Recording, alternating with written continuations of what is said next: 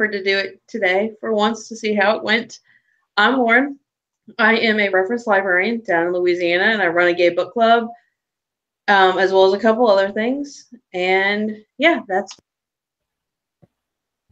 And I'm Erica. I'm a young adult librarian at the same parish that Lauren works at. And today we're going to talk about Dread Nation by Justina Ireland. And basically, it's a story about an alternate America where the Civil War ended with the dead beginning to rise, leading to a very different country as we remember it. In an attempt to solve the problem, the Native and Negro Re-Education Act is put in place, and schools like Miss Preston's Schools of Comeback for Negro girls started to be built to put down the dead. That's basically in a nutshell what the story is about. So, Lauren, let you go first. Well, I'm going to start with a comment that I made to Erica before we started, and this isn't to sound alarmist or pessimistic in any way, but reading this, I kind of felt like we ended up reading this at the perfect time because of all the kind of racial tensions that are happening currently. You know, you get like these people that are getting kicked out of Starbucks and arrested for just waiting for a business meeting because of the color of their skin, and that makes the news, and rightly so. Like that should totally be making the news that this kind of crap is happening. And here we are reading a book about, you know, the Civil War and zombies and essentially Native Americans and American chicks just kicking ass. Yep, I will say that maybe some trigger warnings in this story, or it may make some people uncomfortable with the racial slurs that's in it. But I enjoy reading the book. I think I may have given it 3.5 stars simply because everything that happened up to before the girls left, everything after Boston. So I guess that's like maybe 40-50% mark, and then after that, that's when the story starts to go down. But basically, we have our main character Jane, who is biracial, and she gets sent to this school that's called Miss Preston's School of Combat when she was little, and basically they're being trained to fight the zombies, which are called squabblers. Are they called squabblers? Something like that. It was just a ridiculous, Shambler. Shambler, I think that's the word. And it was just such a ridiculous name. I would have never thought to call them Shamblers. I mean, I have to give her points for attempting to be creative with it. But to me, like, I'm reading Shambler, and I'm not terrified by that word. I'm like, is it just somebody that's, like, missing a finger? Or do they have lupus? Like, intimidating. Yeah, I'm like, so essentially we're in Georgia right now. Like a lupus colony back in the day. But yeah, they're basically there. And what I like about her is that she doesn't take any bull from anybody. And although it may not be as realistic, because we all know, like, if they were in certain positions to stand up for themselves in certain situations, there would be serious consequences for that. But she basically acts before she thinks. And I admire her with that because she doesn't want anybody to run her over. And she's very different. She's not part of the norm. And that builds her character up in itself. And then you also have Kate, or Catherine. Don't call her Kate because she made it known in the book a lot not to call her Kate. Like, this was such that's one of the things that I actually really liked. I didn't, you know, you hear that and you don't think you're going to like that. But, like, I get it. Like, I totally get it because I grew up with this name that it's a super simple name. And there's, like, a very standard way to spell it, Lauren, which is exactly how I spell it. But I would have people, like, in the 8th grade that couldn't spell my name. I saw so many O's, I's, couple Y's, but thank you, Warren Hill, for that one. Yeah, so, like, they couldn't say it, spell it. I would have people, anytime I said my name, would ask me what my name was, even after I said it. To be fair, though, it's Lauren, and if you say it fast, people get confused and they think you're Lori or Laura. No, like not at all. I had a student teacher once look at the paper, said, "Is Lauren Cunningham here?" And I said, "Right back here." And he goes, "Oh, is it Lauren or Laura?" Well, what does the paper tell you? And he goes, "Lauren." I go, "Then that's my name." And I say this, and he looks at me confused, looks at the actual teacher, and she goes, "Yeah." So, like, I get that, and I loved it. I'm like, oh, thank you for, like, giving my lifetime angst. I'm not one for nicknames myself. I prefer to use, unless it's a nickname that could be like a name, like William, Bill, that type of thing. Or Liam. But no. But yeah, I like, and Catherine is more like the pretty girl. She follows the rules. She doesn't do anything to basically get herself in trouble or cause trouble or get caught. Huh? Nothing outrageous. Yeah. Okay, caught. But she did mention something when they were getting ready to sneak out or something. And Jane asked her what she was doing. And she said, "We all have our secrets. You just get caught." She does, it's like all of them do is a little bit of something, but she's just more quiet with hers, I guess. But she doesn't use any type of profanity. She's just the perfect little lady, I guess you would say. And then we have Jack, which is Red Jack, and he is also part of the little trio. And the teachers. And basically this whole little school is just learning how to fight these little zombies. One thing that I did not see coming, especially from one of the teachers, was that the teacher basically gave the girls away. After what happened, it was the professor was going on a lecture. He was giving a lecture, and he had these shambles tied up, and one of the slaves that he had with him basically sacrificed himself to get bit. And after Jane told him that if you do that, then he's gonna turn, and the professor was like, no, because I have a vaccination for him, and the vaccination didn't work out, and he basically got eaten up. And so Jane ended up saving the mayor's wife and all of her friends and whatnot. And after that, fast forwarding after that, that's when we find out that one of the teachers is in cahoots with the mayor, because the whole system is just all corrupt.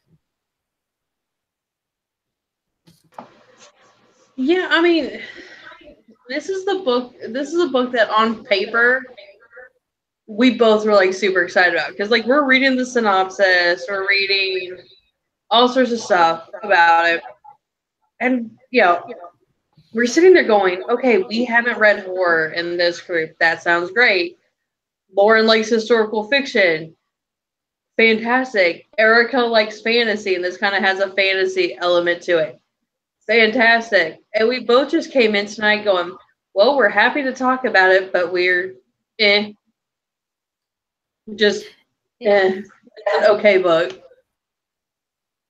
And like I said, I really liked the book. The only thing that I didn't like was when after the girls got sent off, is right that little part when they got sent to was it Kansas, I believe.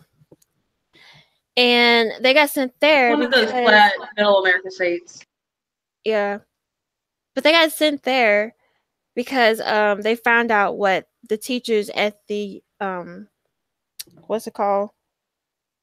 The school was behind all of the disappearances of the families and whatnot. And they sent them there to basically fight the zombies and the treatment of them and whatnot. Basically being slaves again, even though slavery was abolished. And it's just, I don't know. Right after that part, that's when the story kind of slacked. And also, I understand that this is the first book, but and I like, me personally, I like it when stories are told from the first person.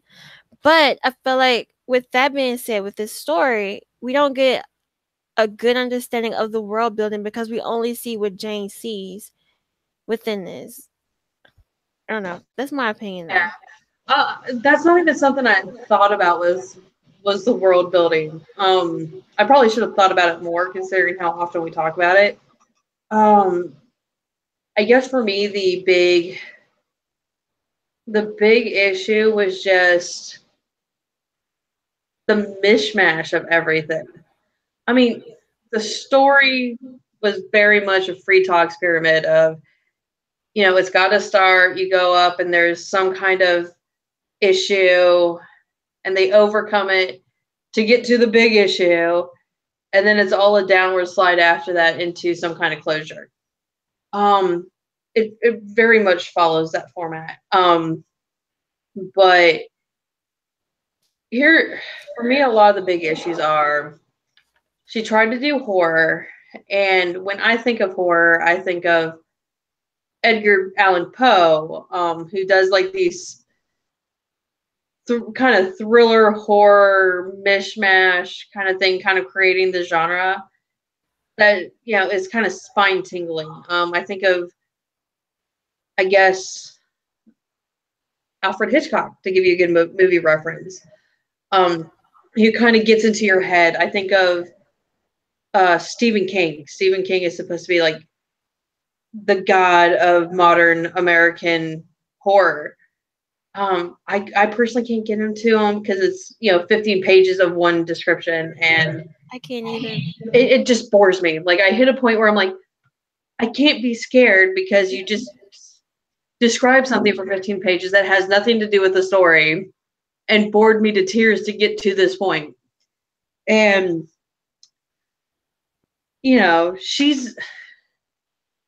to me, this person should not be in that realm, is not in that realm of, these people who are doing horror well, or seen as doing horror well. To me, she kind of started the book with, I'm going to write a horror story. What is everything I find terrifying? And kind of threw that in the book. Then it's when can I make this kind of idea work? Oh, right after the Civil War when everybody died. And she got some things right, but the Civil War is one of my little historical pet projects. So, like when you're into like some of the histories, you can sit there, and if the story's good enough, you'll sit there and read it and like get into it, and it doesn't matter. With this story, I sat down and I could sit there and go, wrong, good guy, that's awful, that kind of stuff. Yeah. And it was, in a way,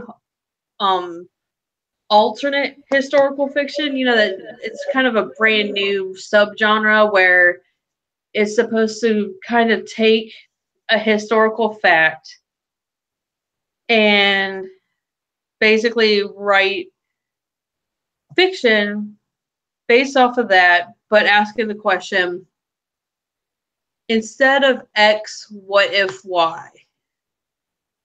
Or what if this happened and then, or if X, what if X and then Y?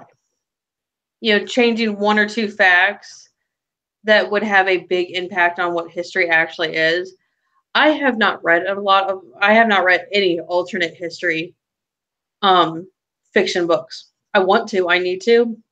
And what I've heard about them is there are some out there that are done very well, just very, very well. But they're supposed to basically be well researched, from what I understand, and essentially thought pieces as well of, spinning the story of, if this happened, this is how it could have gone down, and providing a linear story for that. And basically to me, this, I kept thinking on the way home from work today that this mishmash that she created, the idea of it had potential. The execution of it was crap. Yeah. Essentially. Because it's like everything there could have gone so well. Like so well. There's historical fiction, a lot of historical fiction about the American Civil War. Like it's, in terms of history, is, especially for American history, a very big time period. In terms of, it's kind of like World War II. Everybody writes about the American Civil War or World War II or the American Revolution. So this could have been a gold mine, but no. Yeah, and I can see that because I really was, because Edgar Allan Poe is one of my favorite authors. And when I was reading the description about this, that was kind of going through my mind of like the setting and the tone of the story. And I felt like at the very beginning. Well, and it's also like in locations that he went to all the time. Like he lived in Boston for probably a decade. He, you know, lived in Richmond and for a couple years, grew up in Baltimore, and I think Baltimore is actually really close to his heart. And I mean, the general idea of the story, in addition to being in very Poe locations, kind of reads Poe-ish. It doesn't come out like Poe at all. Like I love Poe, but I think if we would be doing Poe a disservice. Actually, we would probably see a zombie today, honestly, if we compared this to Poe's work in any way. Yeah. And it's just like I said, the first part of the story, it did have that, it wasn't like it wasn't as scary, but it did have that to where you at the edge of your seat and you're like, oh, okay, this is happening, especially what happened after the lecture. And then when after the little girl, Lily, I believe her name was, became missing and they went looking for her. And after they was in the woods and they fought the zombies again. I cannot remember what they're called. I don't know. It started with an S. Shamblers. And they approached the Shamblers. And even when she was telling the backstory of how a Shambler killed her best friend, and they were in detail about it because it said that the Shambler got the neck and the face and all that stuff. It had those elements. It's just it wasn't executed the way it needed to be. And I hate that because this is a story that I really wanted to like and recommend, but it just didn't have those little factors to it that I felt would have been so much better. And like you said, it has potential. It really does. It's just maybe her second book, since this is the first one, maybe all those things that was lacking in the first one will have it in the second one. Based on stuff that you said earlier, I do have two comments. The first is, well, and I realize that the first is probably going to sound the worst, so that's why I'm going to start with it. One of the things to be aware of with this book is they use a lot what we would refer to now as racial slurs. And I phrase it the way I did because we call them racial slurs. They are horrible, horrible words. I realize I'm most likely preaching to the choir here. But the words that they're using were not horrible in 1866. Right. And I mean, these are people that had no, the nicer folks would probably refer to them as slaves or former slaves or freedmen, maybe black. And I always think of the phrasing my grandmother used, which was the blacks. And, we'd always go crazy because it's like, no, that is not a noun. It's a descriptor, Grandma. But that's, like I said, nicer people would use it. And it kind of went down from there in what people would use. And it's to modern readers, to any of us reading those words, it's jarring. Like it's not okay. They aren't good words. I would never use them in my daily life. But considering the context of when the book was written about, it's not inaccurate. That doesn't make it acceptable. It's just, it is. But going into the book, I feel like if you haven't read it, be aware of that. Mm-hmm. Number two, I will say that it's not a great education that the people are receiving in the book, but the book gives a more positive light to, let's say, the educational world than probably existed at the time. Because you've got some sort of like school there for African Americans. You've got schools for Native Americans. Women are going to school, which is fantastic. And this school system that the Native Americans that they're in would be a lot better than the schools that the Native Americans would have been in at the time.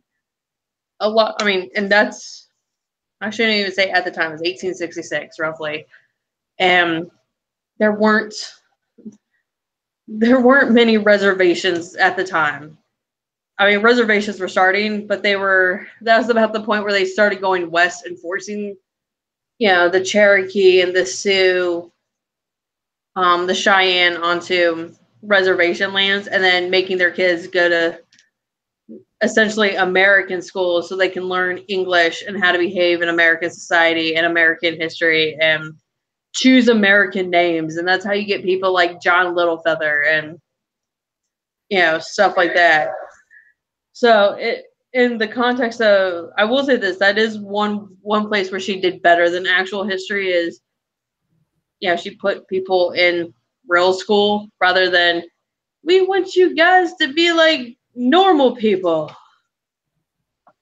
Not that that's how I actually think, but I mean that white society is normal people, but I mean, you guys know, like, it's just, basically they didn't try to change these people's heritage, and what they were taught as kids is they're in school and using what they had learned to get better. Yeah. And one of the things that went through my mind when I was reading it, especially after the teachers had a whole different hidden agenda with the girls, was, and it may seem kind of extreme, but was human trafficking, because they used somebody that they knew the girls trusted. We trust teachers to a point. No, when you, especially your smaller kids, they trust the teachers. They feel safe. They should feel safe when they're at school. And that's how Jane felt betrayed, because she already knew one of the teachers didn't like her. But I think she was like the head mistress. She she liked her. And the fact that she was behind the whole get up of them being transported to this, it's kind of like a slave camp, to there to be mistreated and basically putting their life on the line for other people. And, I saw like the similarities between that, because you can look at that as from human trafficking, somebody you trust and they betray you and they see you off somewhere else. And I feel like if this was an adult novel, you would probably see things more like along the lines of rape and all this other stuff. Not to say that it probably didn't happen in this story. It may be like off It just stage wasn't type of mentioned in stuff. the story. Yeah. It may be like off stage type of thing. So it probably is happening. It's just not in the book, because you have these pretty these pretty black women or girls there, and you have predominantly white men overseeing them. And, it's just a big conflict in something that should have never been I taking mean, place in the first time. honestly, human trafficking still happens on some level. I mean, Yeah. how often do we hear about uh, kids being taken from Walmart because of, an adult authority figure walks them out? I, I wouldn't be surprised if it turned out. Don't get me wrong, I totally think Jorn Vandersloot did it, but I wouldn't be surprised if on some level that's what happened to Natalie Hollowell. Like, somebody got her drunk, and she thought she was with a safe person being drunk, and then things went wrong. Like, none of it's okay. It's all terrifying, really, but it's still part of the world, unfortunately. And I mean, it's stuff that we have to be aware of when we're out and about. Yeah, and unfortunately for them, they didn't really have any other way out of it, you know. And so that was a sad part about it. And it's just the way that they were treated there. You know, they had to, because I think she said they gave them poor weapons or something like that. And she basically was telling him about the weapons, and he basically beat her for that. And I was like, oh my goodness, like, but that's just how it was then. And even there were some other things that could make a person or the reader uncomfortable was on the lecture when he basically said that not African American, I was trying to say African Americans, black are like animals. And I don't know if did you remember reading that part? It was in a lecture. Because that's when Catherine whispered to Jane. There was so much wrong with that lecture, and the lecture by itself is just very jarring. Yes. Because I mean, you've got this person on stage who's trying to give what he calls a scientific lecture, and even by their standards, it didn't sound great. But you've got, in terms of the modern reader, you have this white man on stage who's essentially got a black man chained, and looking rabid. In terms of the story, he's gone zombified. And you've got this little black girl in the audience saying, "We know how to fix this. Here's what you need to do." And he's blatantly ignoring her and talking down to her and being condescending because she's black or female or both. Yeah. And like she was basically telling him that, if this happens, this is going to happen.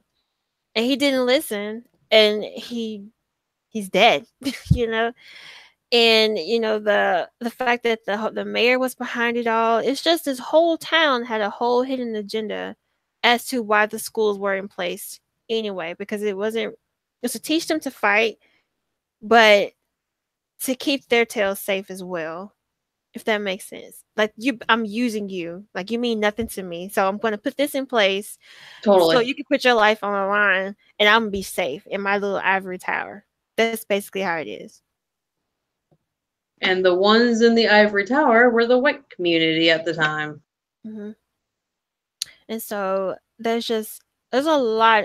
I mean, she did good in the sense of putting the imagery there, making you think in your feelings with the story. It's just that the horror aspect wasn't really there.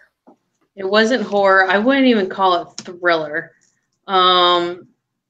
It's kind of sort of alternate history, but it's not done well.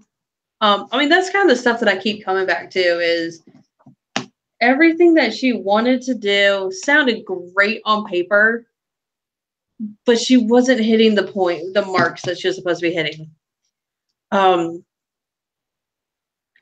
Like, and here's what's bad is I got rid of my, well, I shouldn't say got rid of. I sent my Buick back to my dad's house last month, or not last month, at the beginning of the month. And because my brother got a new car, and so sent his old car down to me. And before sending the Buick away, I went to, it was either I had to go to the Firestone in town a lot this month. Wants to get the Buick, get their oil change, and get a couple of small little things fixed before I sent it back to Ohio.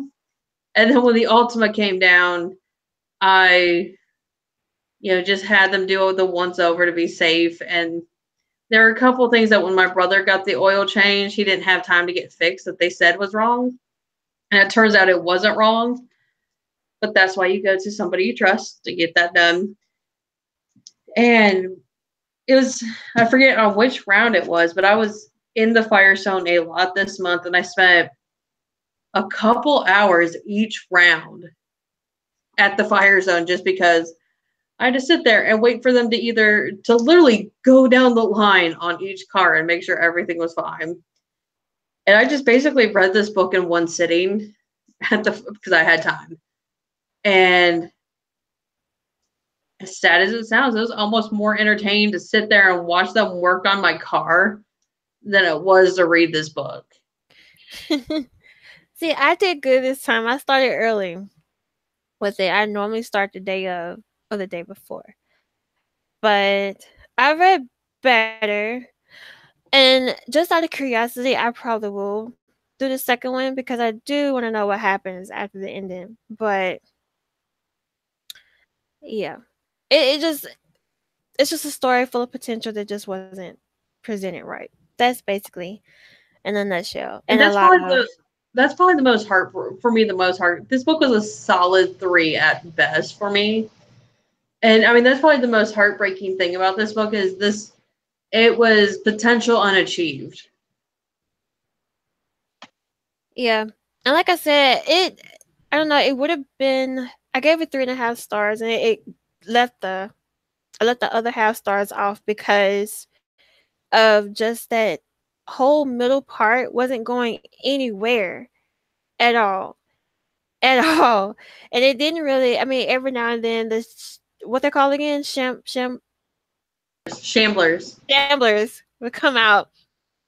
But other than that, it didn't You're just sitting there going like in my head, like, you guys have seen those movies where they're supposed to have like character, like Braveheart, where they've got the character that they keep in the tower because he's got lupus and he just keeps losing like his nose and like fingers and stuff. Like, that's what I envisioned with these guys. Like, not the zombies from really any movie. I just envisioned like the old decrepit guy with lupus going, hey, and you're like, no, you're just ill. I don't normally do zombie. I rather read them than watch them. I'm the same. I can't get with the zombies. But I read Ashes by Eliza Bick, and that's a zombie book, and that was really good. It had the zombies in it. It was a apocalyptic world, and it had the potential. It was executed right. It may not been the same genre in a sense, but I felt like if you take those zombies and put them in this story, you would have a really good story. Like, such a better book. Well, and actually, just kind of hit me. This book is essentially 80s and 90s horror, where it's got like these horror villains where on some level if you look at them, you're like, you're just wearing a white mask. Like, you're not a horror villain.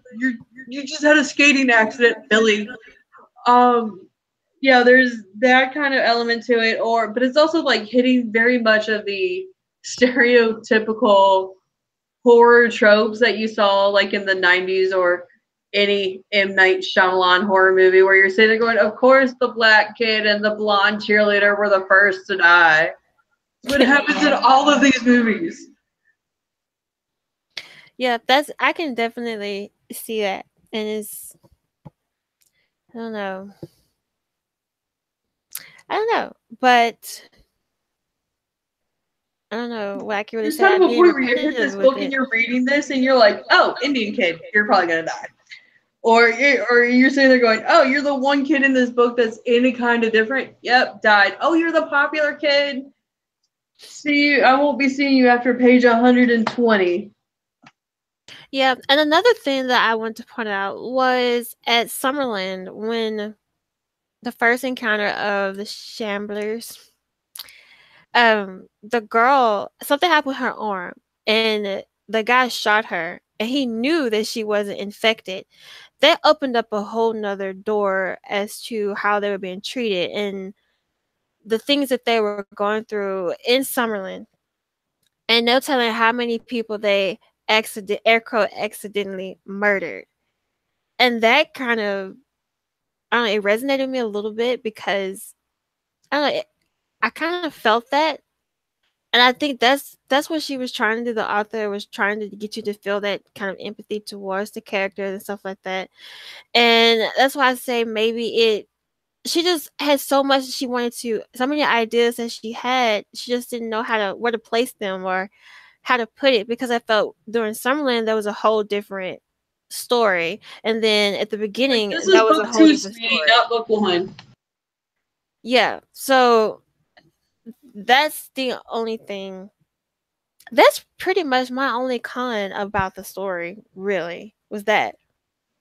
Yeah, I mean, for me, like I had one or two cons and one or two pros. The con, like the ones that I'm like, you're definitely a con, far outweighed in my head the ones that I sat there and go, you're definitely a pro. And outside of, like 4 points in the entire book, I was neutral on the entire thing, which is why I'm like, that's got to be a solid 3. And I mean, when you're reading a horror novel, you either you're either gonna love it or you're gonna hate it, which probably is why Stephen King is a touchstone, because like you can sit there and go, he's brilliant at the fear factor stuff, or you sit there and go, that was 15 pages of stuff I didn't need to know, and I was bored out of my mind, and that's why I hate it.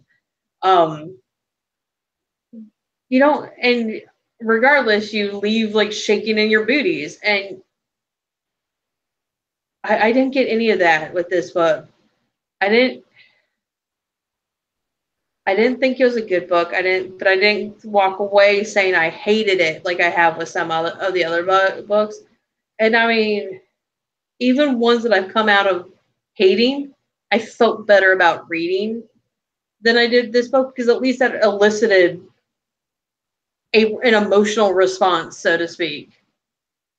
This book didn't, and I mean that's why it's got to be 3 at the best for me. If they if it was a better book, or even if it was a book that I could say I hated, I might be willing to. I mean, if I can walk out of a book and say I hated it, but find good qualities in it, I'll give it a 3-star. If I walk out of it and say I hate it and can list all sorts of bad things about it, it gets rated lower. This is just, eh. Yeah, yeah, and I see a lot of ratings on Goodreads, and it has pretty good ratings on there. It's over, I think it's 4.25, and there's the majority of them are 4 and 5 stars, and some are 2 and 3. And I'm sitting here trying to figure out, do we read the same thing? Because they were saying like, "Oh my god, this book is so good, and this is Yeah, this." it's like, who are you people? And I like, did you not feel the same thing that I felt, or did you not read the same thing that I read, or Are you just okay with the blatant use of these words? I didn't get it, especially the 5 stars, because I found so many wrong things for it not to be a 5 star. And Yeah. but to each his own. I mean, we all like what we like.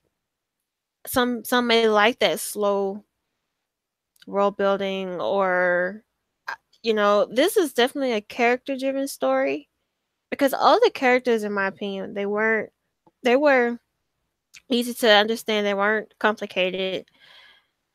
They But I each, think I would have liked a little complication though. well, yeah, yeah, I can see that, because yeah, because I know Catherine had a little bit of hidden stuff, and then each before the chapter, you saw letters written from Jane and her mother. So that was a little bit of hidden background too. But yeah, I feel like this is definitely a character driven story, because the world building and the plot really wasn't it really wasn't, up to par. I guess. I can't really No, find it a word wasn't. for it. And we could almost sit here I know in the last couple of shows, the last show for sure, we were like, this book is crap. Let us give you an entire list of other books that you could read. I feel like with this book, we could almost do the exact same thing and just be shameless about it. Yeah. Yeah, because like I said, I've read tons of other zombie novels, and those were really good. Like I said, Ashes is one of my favorite ones, and it was pretty cool. I mean, if you're going for horror, guys, I mean, gifts, as I don't care if I don't like him. Give Stephen King a try. You guys might like him. Go watch Alfred Hitchcock. Like, he's more thriller than straight out horror, but those movies get in your head. Go read Yeah, Poe. and that's why I like him, because it's not it's so simple that it is so good. If that makes sense. He doesn't do a lot to try, and he's not over the top. Like what's the one where he's looking Like, out the window? He has oh, a Rear View. yes, that one. No, Rear That Window. That's the name of it. everything is taking place within that apartment, and he's only looking Through through those binoculars. yes, and that's just such a simple idea, but it spoke a lot. It didn't go Well, and over the the top great with thing it. is, Hitchcock also knew how to keep your focus on things.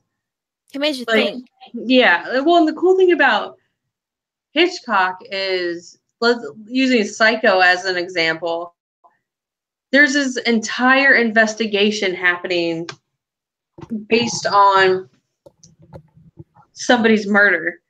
And you're so focused on these two non-investigators trying to figure out what happened that you essentially miss who did it. And at the end, miss who did it, how they did it, what exactly was going on in that person's head. And at the end of the movie, when you find out, you almost hit the point of, oh my God, how did I not know that happened? Yeah, that's why. Yeah, that's why I like that. It's just simple. It simplifies, not over. It gives you just enough what you need, and it makes you think, and you don't catch on until probably the ending, like Psycho. Yeah. I mean, and it's, and even with things that were his comedies, like when he did comedies, they were darker comedies. And even then, like, your focus is on this one thing. And at the end of the movie, you're like, that was happening too. Like, The Trouble with Harry is fantastic. And it's got Shirley MacLaine and a couple other people in it. It's just what he has you focus on. Like, it's a great story, but then, like, it all gets wrapped up in the end. And you hit this point at the end where it's all wrapped up with this one point in the beginning that ends up being a major point at the end. And you're like, I had no idea that was even, like, relevant at all. Yeah, I haven't seen that one. It's solid. I can actually send you. I actually had a year where I was talking to somebody, started the year off talking about Alfred Hitchcock with a girl I knew in undergrad, and then basically spent the rest of the year going through Alfred Hitchcock movies because I'm like, I need to see this stuff. Yeah, I think I've only seen just a good handful of them, courtesy of Miss Leslie. But Very nice. I haven't seen that one. But I'm not when you mention Stephen King, I'm not a Stephen King fan because I don't like overly descriptive novels. Yeah, and to me, that's what he does, because it's like, I don't mind description, but he takes it to a whole new level. I mean, and granted, I know people who love him, and I actually did read a novel by King. I'm going to give a shout out to my coworker Natasha, because I was talking to her one day about basically getting peer pressured into reading a Stephen King novel and making it pages in and not being able to deal with it and goodwilling the book and then getting crap for doing that. And she goes, look, he writes great books. Horror might not be the book for you. I'm going to lend you something. And she legitimately, like 2 days later, came up to me, and I hadn't thought of it since then. She goes, "You need to read this," and it was solid. Like it was actually a fantasy novel of all things, and it worked. Yeah, I forget the name of it. I'll ask Natasha for the name, but it worked. When I read it, like cover to cover, like it worked in that. I'm gonna have to check that out because I don't do Stephen King. I didn't even know he wrote that. Mm-hmm. Well, and like before that, I couldn't have told you he wrote fantasy. Like I knew he wrote horror, but I mean that's also part of the reason why I'm like, even if we sit here and say we hate a book or we don't like an author, there might be something in there that you like. What was another one? Like I found actually after she lent me that book, I lent her one that I randomly had found that was written by Dacre Stoker. And his second book is actually on my Goodreads TBR right now. And it was what was that one called? I can actually find out. It's on Goodreads. But he wrote this sequel to Dracula that was kind of fantastic. And I mean, and the name is DAC, basically acre with a D at the front. Oh, let me see if I can get this pulled up. Dracula the Undead. And it's him and somebody else. And the entire book is, okay, the Goodreads says the authoritative sequel to Bram Stoker's original horror novel is basically set 25 years after Dracula is set. And Dracula's supposed to be dead in this book. Because, I mean, he died at the end of the original book by Bram Stoker. But you've got Quincy Harker, who's the son of Jonathan and Mina Harker, and he's quitting law school to become an actor. And the funny thing is, the person who runs the theater that he's trying to get into is Bram Stoker. And and actually, to make it cooler, Bram Stoker did run a theater in the olden days as he was trying to write Dracula. So, and he was actually supposed to be writing his novel in the book. But so you've got Quincy Stoker leaving law school trying to act. You've got Bram Stoker kind of in the background. You've got Jonathan Harker alive for all of 10 pages, and he gets killed. And the rest of the book is Mina and Quincy Harker writing letters, reading diaries. Yeah, I read it. I actually did not finish with it. I had started it on Halloween last year, and yeah, I didn't finish it. But I didn't expect it to be written like that though. Different letters, telegraphs. I'm about to say emails. Well, yeah, stuff like that. Different types of media. Dracula itself is epistolary. That's the name for the type of book. It's an epistolary novel, which is basically letters and novels, or letters and journal entries. This one is kind of doing a bit of that, but then you get a lot of internal monologue as well, like going through their head. But I also think that's kind of the brilliance of the original Dracula is you get the internal monologue and journal entries and letters, and it's one of those books where it's moving the story forward in all of that stuff. And it just kind of terrifies you that this person comes out at the night and seduces everybody and kills everybody. And they're trying to essentially fight evil during this, and they're presenting this evil and this darkness and this terror in just journal entries and letters. You're not getting the full-on internal monologue of what the person's seeing in the moment or thinking in the moment. It's just, dear Mina, killed Dracula today. Pretty epic. Like that kind of stuff where it's going back out and recounting what happened. Yeah, I'm gonna have to go back and finish it. So it's interesting how we always, especially a book that we mutually do not really care for, we always find alternatives for everyone to read, and we go way out the main subject and talk about something totally different. Yeah, I mean, this is one of those books where I would never try to dissuade somebody from reading it. And granted, even if we get a book that we like on some level, like I really like that set of novellas that we read about that were Amish fiction.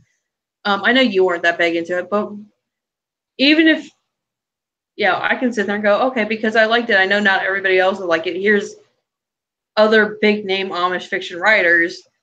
If you're interested in trying this and don't want to do a novella, you want to do an actual novel, here are things.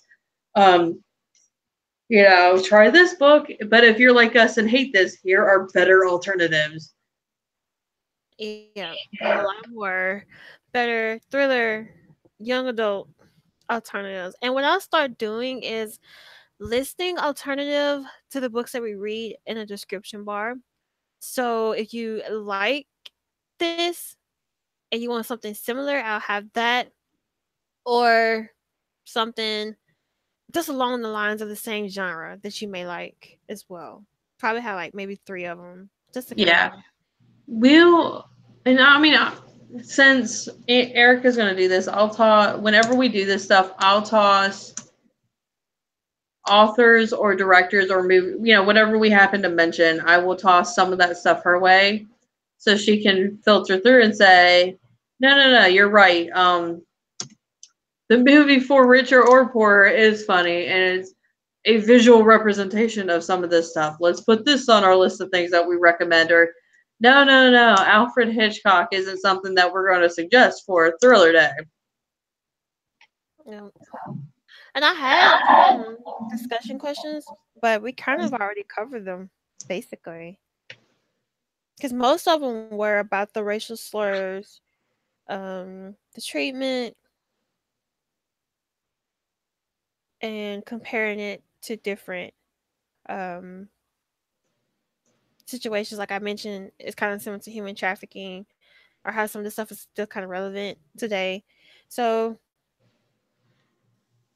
yeah, I don't really see anything else on here.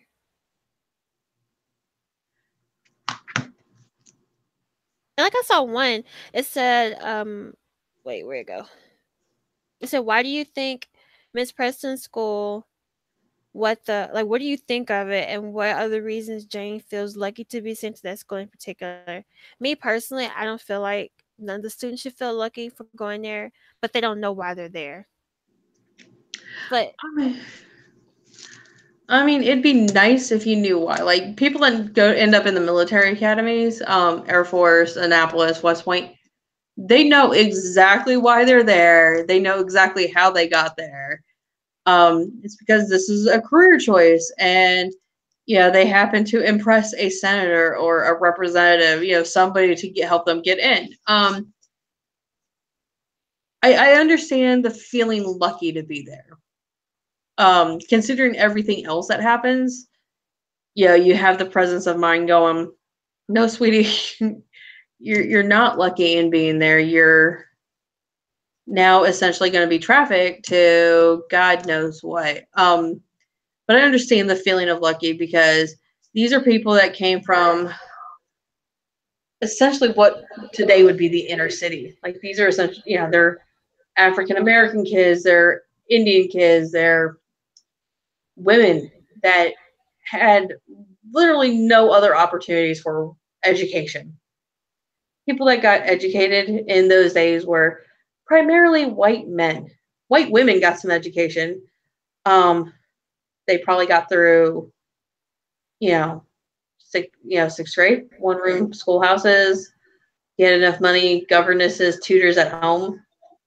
And a few of them went to college. Not a lot. The big one that comes to my mind is Elizabeth Blackwell, who actually became a doctor and served during the Civil War as a surgeon.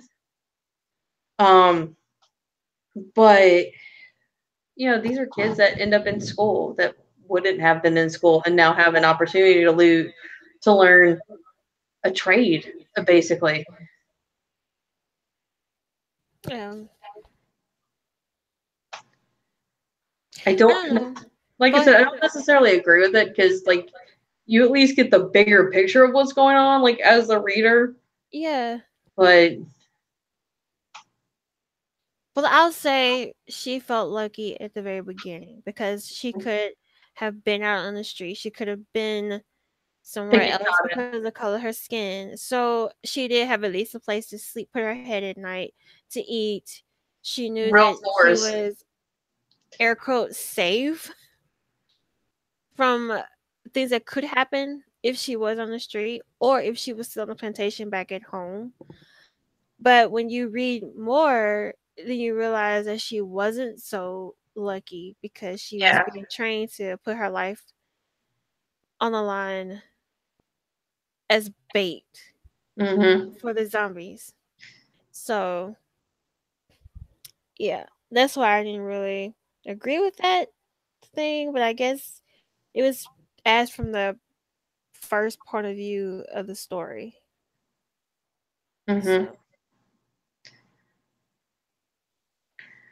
So question. Okay, go ahead. I'm sorry. Did you want to announce tonight what we're reading? Yeah. The book for next month is We Are Liars by One of Us Is Lying. It's One of Us Is Lying, right? Yeah, One of Us Is Lying. I'm sorry. I was trying to pull up the thing. Yeah, One of Us Is Lying. And that's by Karen McManus. And we picked the mystery because most of the books that we've been reading have been fantasy novels. And we kind of, well, I'm not burnt out. Lauren's burnt out on fantasy. Sorry, guys. I've just hit a point where like I'm burning out and they're all blending together. Like I just remember last month. So she goes, let's read another fantasy. My head went to last month where I'm like, guys, we've seen this in the other 4 books. Like, just had hit the point where I'm like, we saw this in so many of the other books and we've read it better. And I'm like, I just need to like walk away from fantasy for a couple rounds, and maybe next month we'll pick it back up and I won't be burnt out anymore, but I felt it. I'm sorry. So, but yeah, that's our book. And I'm excited to read this because my Taylor has read this and she loved it. And I haven't read a mystery in a while. I think the last time, well, it wasn't a mystery. That was when we did the girl in there were a couple last year that were mystery-ish. The girl in it wasn't room 10. It was 3 something. Yeah, it was. I can find out. And the final girls was also kind of mystery-ish. Yeah. Yep.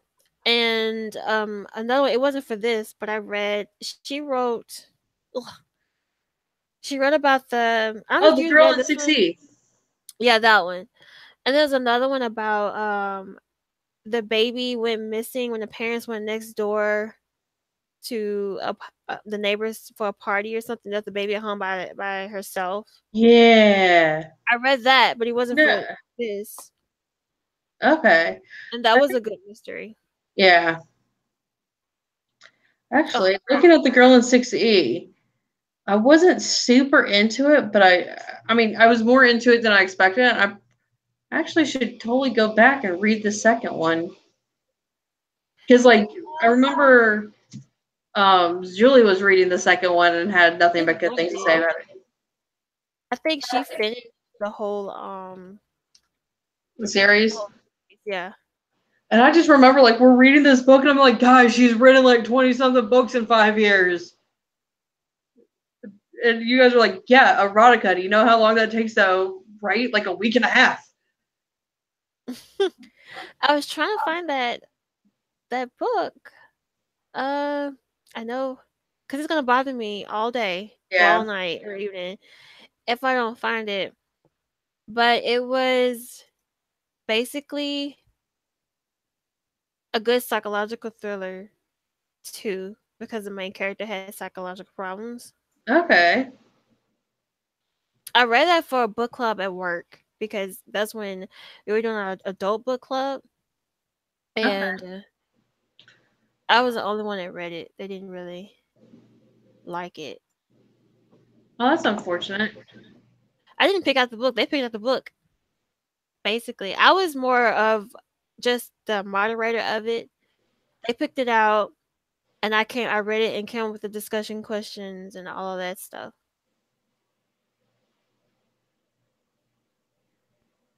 But yeah, this one The should Couple be Next Door. That's what it's called, okay. and that's by Shari Lapina. I feel like I should know that author. Yeah, and they kind of parallel that to the Girl on the Train, but I didn't really like Girl on the Train. I liked the movie The Girl on the Train, and I keep meaning to read the book. The book is told from 3 point of views, I think, and I Okay. felt like the third point of view was not needed. Her point of view could have been written in with the other ones. Okay. But the twist on it was really good. I will say that, but I don't know. I wasn't really feeling it, and I didn't watch the movie, and I don't think I am gonna watch the movie. That's fair. I mean, like I said, I liked the movie, so because I liked the movie, I want to go back and read. A lot of times, if I find books that are based on movies that I end up liking the movie, I try to go back and read the book so that way I can compare. Yep. But yeah, I'm excited for next month's book though. Me too. It's like By a the way, good. Ericka's been on a roll lately. Like last 3 months, she recommends stuff, and we're both like, "This sounds great." I was pulling from my TBR because I'm trying to find stuff that nothing too new in case because I don't want you to have to buy the book unless you want to buy the book. You can Yeah, utilize your library or Overdrive or Cloud yeah. Library, which I don't like, but we ain't gonna go there. Um, yeah, unless you want to buy the book. And so I try to find something that's just maybe a couple of months old or whatnot. Well, and for me, the big thing is I try to suggest stuff that's a little older. I usually try to look at stuff that's at least a year old, if not older. And I think this time everything I recommended was like 6 years or more. Um, not on purpose. That's just was stuff like I was literally looking at my bookshelves, going, "What have I been meaning to read? It looks good Yeah. right now." Um, but part of the reason I try to get stuff that's a bit older is I don't know how other versions of interlibrary loan works, but I know that the version that our library has, books have to be 6 months old or older in order to be requested. And that's not like a rule from our library. That's something that the state library has told everybody that uses this version of interlibrary loan to do. Yeah. And I didn't know that until I took my reference class. Yeah. And so that's just one of those things where I'll sit there and go, okay, I need to find something that's a bit older because, I want to make sure everybody can actually get their hands on it if they're choosing to get their hands on it. Yep. But I think this one came out last year. So Okay. you can maybe get a copy of this one. If not, your library or whatever e-resource database you use. Mm-hmm. And yep. I'm not we don't have a date yet picked for next month. I'm pretty sure it'll probably be a Tuesday. Probably. Yeah, the last Tuesday next month. But once we get we're both gonna like per usual look at like work schedules, calendars to make sure nothing's going on. Because I mean, usually we do the last Tuesday, but something if one of us is traveling, if we've got family commitments, all that kind of stuff, we try to make sure that we get it at a time where we can fit it in. We both have days off if need be, and do the whole thing. Yeah. But as usual, we'll let you guys know probably tomorrow. And yep. That's all I have for today. Mm-hmm. Well, thank you guys for joining us. As we said, everything that we talked about outside of the book, we'll put in the description bar. And also, if you have any books for future shows, leave those in the comment as well. Or you can always be on the buddy read group. You can email us, or I don't know. Yeah. If you do it in the buddy read group, I know we both get notifications, one when things are posted in the buddy read group, but you should be able to at least tag us in there. So yeah, I mean, worst case scenario, put it in there, and if we don't seem to be responding quick enough, either tag us in the post, tag us in a comment, and one of us will get our way over there to see what's being discussed. Yep. We'll have fun with it. See you guys later. Bye.